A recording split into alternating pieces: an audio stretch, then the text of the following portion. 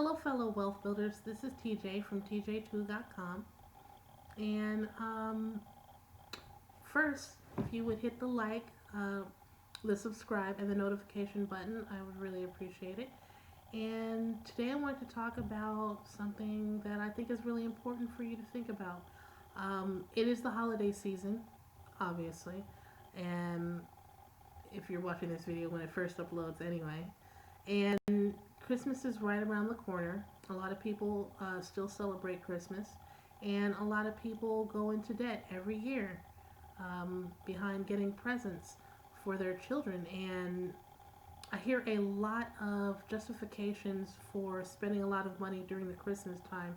You'll hear a lot of, well, they didn't ask to be here, let them be kids, why shouldn't they be happy? But that is all under the premise that material things are what should make children happy, or that you should be attempting to keep up with the Joneses by making sure that your children have something that other children also have.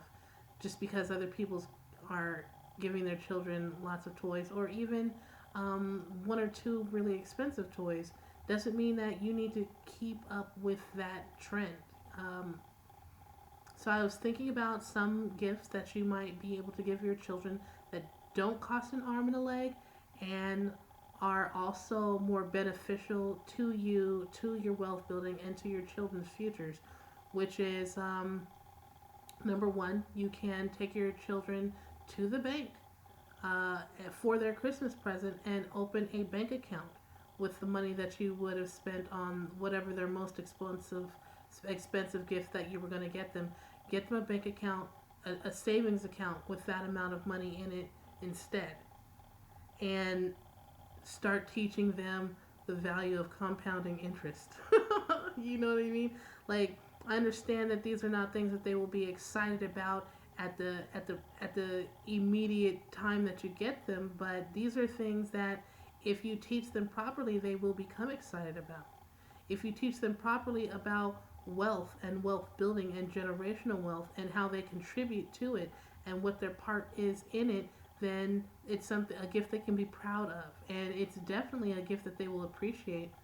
When I was a child, my mom, my foster mom, as a matter of fact, who raised me my entire life, got me a savings account, and she paid for everything. And every time I got some money, I put it in the savings account. And at the end of that day, and at the end of that period of time or years, um, I was able to take that savings account, move out of her house with it when I turned 18 and went away to college, pay for my first apartment, pay for my utilities, pay for my deposits for everything, and I was very proud of that. I was very proud to have had something socked away for that type of situation instead of turning 18 and wondering where I was going to get the money, or only being able to rely on financial aid for everything. Like, we need to be teaching them the value of the dollar, and not just because it's important that they realize it for their own futures, but because it takes a lot of stress off of you. You as a parent need to realize that you already have enough on your plate raising decent human beings and making sure that they're fed and clothed and have some type of entertainment and housing and proper schooling, live in a good neighborhood, have college access, have access to schools that will give them um, you know what I mean, future opportunities, and are not crime ridden. Like, you already have a lot on your plate without having to worry about what am I going to do in order to make my child happy for one day. Most of if you went to the cheapest 99-cent store and spent $20 on 99-cent gifts for your smaller children, your older children are ungrateful bastards no matter what, but your smaller children will be excited to have a giant bag of cheap toys that they can play with. Instead of getting them that bag, here's another idea: do something with them. Instead of spending $100 on two toys or three toys, take them somewhere for a weekend.